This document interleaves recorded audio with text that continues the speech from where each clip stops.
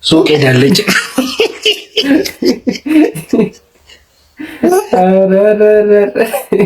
እኔ አሳዛኝ ታሪክ ጠብቄያለሁ። የምር ግን ጌታ እኔ አሳዛኝ ታሪክ ነው የጠበኩት። ማለት በቃ የ9 ወር ልጅ ጠራብኝ 4 ዓመት ትዳር ረግጣ ሲል አቤት ይሄን በቃ ወደ ቡቡ ህዝብ ብዬ ነበር። ግን አይ እግዚአብሔር ይመስገን ብቻ ቀልዶ ጨረሰልን። የምትመለከቱት በዚህ ዘመን በወጣቱና በትውልዱ ላይ እየደረሱ ያሉ ከባባድ የሆኑ ጥቃቶችን የሚገልጹ ናቸው እነዚህ ምስሎች ማለት ነው። በአሁን ዘመን ያለ ትውልድ በጣም በከፍተኛ ሁኔታ በማህበራዊ ሚዲያ እስራት ውስጥ ላይ እንዳለ ብዙ ጥናቶች እያሳዩ ነው።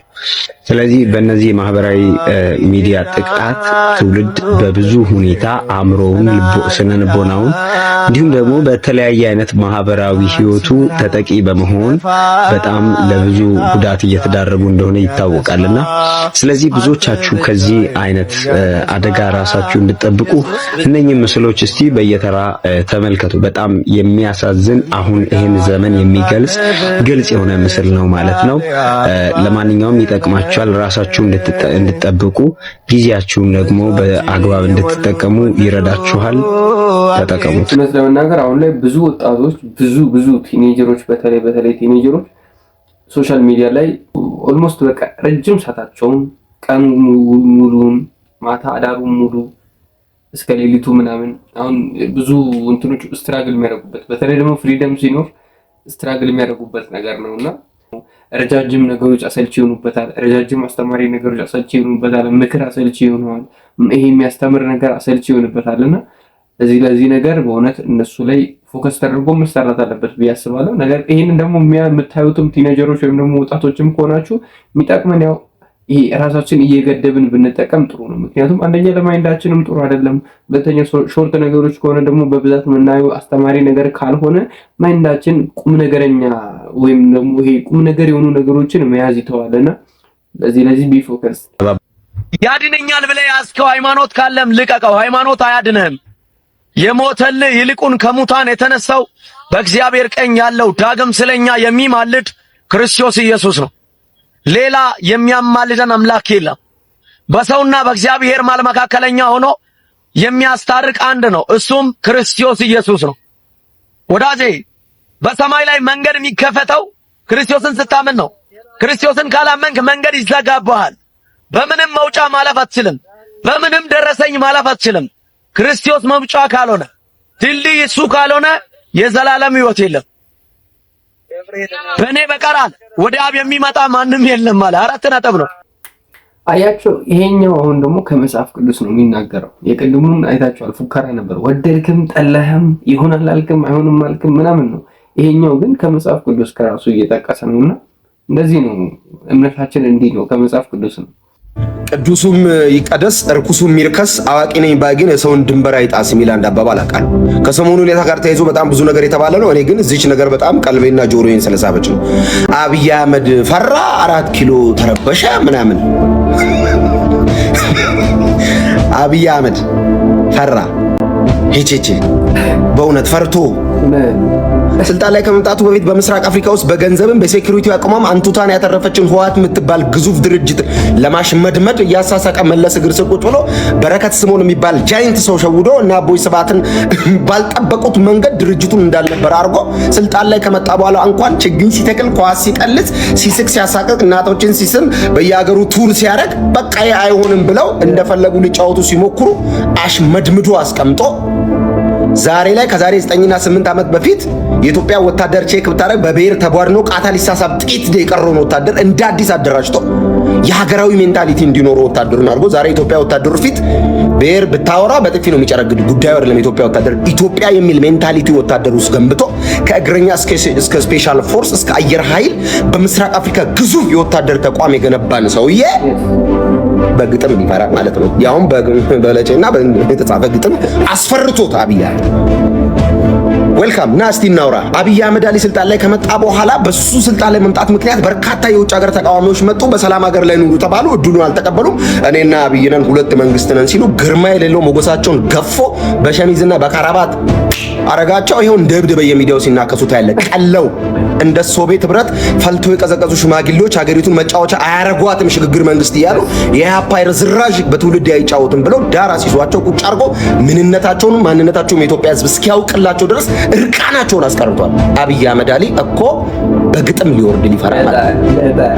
ሶዮ ኢትዮጵያ መጻኢ ዕድሏን ይወስናል የሚባለውን ግዙፍ ወደብ የአሰብን ወደብ በድርድር ካልሆነ ግን እያለ በኮንፊደንስ በኢትዮጵያ መሪዎች ታሪክ ታይቶ በመታየው ሁኔታ በራስ መተማመኑን ቀና አድርጎ ወደቡን እንወስዳለን የሚል በራስ መተማመኑ የትውልዱን የወደብ ጥያቄ እንደ አዲስ ያነሳሳ ኢትዮጵያን የሚወድ በናሽናል ኢንተረስት ለሰከንድ ሽርፍራፊ የማይደራደረው አብይ አህመድ አሊ ብዙዎች ኢትዮጵያ በምትል ማሊያ ተደርበው ግን የዚች ሀገር ጠላት መሆናቸውን እንዲህ ያሳየን እኮ ነው አብይ አህመድ አሊ።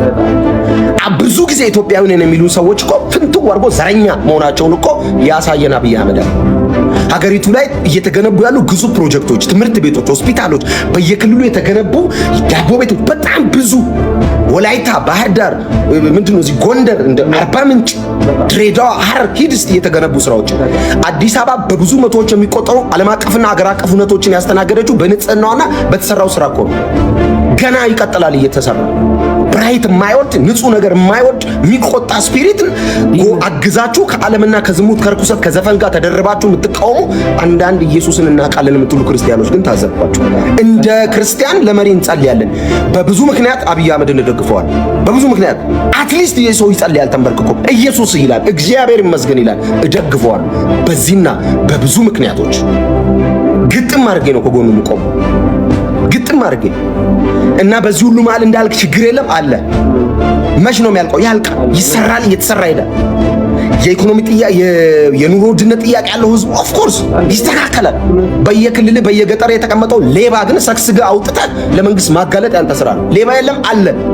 ይሄ ለውጥ እንዳይሄድ ይሄ ብራይትነስ እንዳይቀጥል የሚያደርጉ የመንግስት ሹማምንት አሉ አሉ አሉ። መች ነው የሚጠፉት? ያጠፋቸዋል። የጊዜ ጉዳይ ነው፣ ይጠረጋሉ። ኢትዮጵያንና ኢትዮጵያን የሚወዱ ሀገሪቱን መጻኢ ዕድል በኢኮኖሚ እድገትና በህዝቦች ሰላማዊ ኑሮ ላይ የተመሰረተ እንዲሆን የሚያደርጉ ሰዎች ብቻ ከአብይ አህመድ ጋር ይቀጥላሉ። እኔ አንዱ ስለሆንኩ እቀጥላለሁ ከአብይ አህመድ ሲሆን ለመሪ መጸለይ ሲገባ ቆማችሁ እኩል ህዝብን ትውልድን ደም የሚያፋስስና የኢትዮጵያን ህዝብ ማስለቀስ በጣም ሲምፕል እኮ በጣም ቀላሉ ነገር የኢትዮጵያን ህዝብ ማስለቀስ ነው። አሳዛኝ ክላስ ካልታስገባለ መከረኛ የሆነ ባንዲራ አለ ምናምን ስትል ማስለቀስ ቀላል ነው። መፍትሄ ምን ይሻለናል፣ ምን እንስራ፣ ምን እንለውጥ ተብሎ ነው የሚወራው። በይሳት ሰውየው ጉዳዩ አይደለም አይዘው ጉዳዩ አይደላችሁም። ይሄ በጣም አብይ ፈርቅ ወይኔ ያልተዋወቅን ጎበዝ። እኔ በቀዳማዊ እመቤት ታሪክ ውስጥ ከ37 በላይ ግዙፍ ትምህርት ቤት፣ ሆስፒታሎችን፣ የሴቶችን ማዕከል አዲስ አበባ ከተማ ላይ ወይዘሮ አዳነች አቤቤ በሳቸው መሪነት የተሰራው ስራ ቀላል ነው እንዴ? በየመንገዱ ቆሞ ገላቸውን የሚሸጡ የነበሩ እህቶችን አምጥቶ አሰልጥኖ ስራ አስይዞ የነገዋ የሚል ተስፋ ትልቅ ሱቆችን ከፍተው ከመስጠት በላይ ምን ለውጣል? ዛሬ አዲስ አበባ ላይ እነዚህ አይነት ሴቶች የት ነው ያሉት? ስልጠና እየወሰዱ ወደ ስራ እየተሰማሩ እርኩሰትና ዝሙትን ጠራርጎ ማጥፋት ሊበረታታና አፕሪሼት ሊደረግ ይገባል። አብይ አህመድ ፊት በናሽናል ኢንተረስት ጉዳይ በሀገራዊ ጥቅም ጉዳይ ቆሞ ማውራት የሚችል የለም። ሁሉም ብሔርተኛ ነው። ከስሩ ተጠርጎ የጠፋው ዛሬ ብቻውን ቀረ። ብቻውን የቀረው ሀገሩን ስለሚወድ ኢትዮጵያን ይወዳል። ምንም ጥያቄ የለው። ይዞታ ሄደ ይሄን ኮሪደር ወይ ይሄ የሚገነባውን ግዙፍ ህንጻ ተሸክሞት አይሄድ። ሲሞት ምን ሊሆን ነው የሚሰራው? ባይወዳት እቺን ሀገር ባይወዳት እኮ እየተዝናና እንደፈለገ እየኖረ ልጆች ይቻል ነበር እኮ። በየቀኑ እርግማን፣ ፎቶው ላይ እርግማን፣ በየመድረኮቻችሁ ይሙት ይደፋ ስትሉ እኛ ደግሞ እንደ ክርስቲያን እንባርከዋለን። እግዚአብሔር ይባርክ አብይ አህመድ አሊ። እግዚአብሔር ዙፋንን ያጽናው፣ ይባርክ፣ በርታ። ብዙ ችግሮች አሉ፣ እነሱን ደግሞ ትቀርፋለህ። ዊናውስ የሰራው ለውጥ ግን ብዙ ነው። እሱ ያስመሰግናል፣ እንወደዋለን። በዚህ ሰዓት ነው ከአብይ አህመድ ጎንም ቆሙ። እወደዋለሁ። ክርስቲያን ሆነ ጴንጤ ሆነ እንዴት እንደዚህ አብይ ትላለህ? አገሬ እኮ ነው። ጴንጤ ነኝ እንጂ ቀውስ ነኝ እንዴ? እውነት ነው። ይሄው ነው። ኮፒ ሊንክ ሪፖስት ሼር አድርጉ። እግዚአብሔር ይባርክ። እንዳልክ እውነት የልቤን የተነፈሰልኝ እውነት ለመናገር እኔ ለማውራት የምፈልገውን ነገር ሁሉ አብራርቶ ነው የተናገረልኝ። ይሄንን ግን ስል ሰዎች የየራሳቸው የፖለቲካ አቋም የላቸውም ብዬ አይደለም እውነት ለመናገር። ነገር ግን ቢሆንም የሰው ልጅ በዚህ ልክ ምንም እንዳልተሰራ ምንም። ይሄ አንደኛ ነገር እኔ አንድ እውነት ላፈርጥላችሁ ወዳለ እውነት ለመናገር ይሄ ሁሉ ጫጫታ፣ ይሄ ሁሉ ለቅሶ፣ ዳሳንሳ ምናምን በሰላም ምድር ህዝብ ለማስለቀስ ሟርት ለመሟረት እኮ የሚሯሯጡበት አንድም ሪዝን ምንድነው? የሃይማኖት እኩልነት አለ። ኢትዮጵያ ውስጥ የሃይማኖት እኩልነት አለ። ይሄ ሪያሊቲ። እኔ እውነት ለመናገር ይሄው በየው እግዚአብሔር ፊት አንደርስታንድ አድርጌችሁ የምነግራችሁ ነገር የሃይማኖት እኩልነት ነፃነት አለ።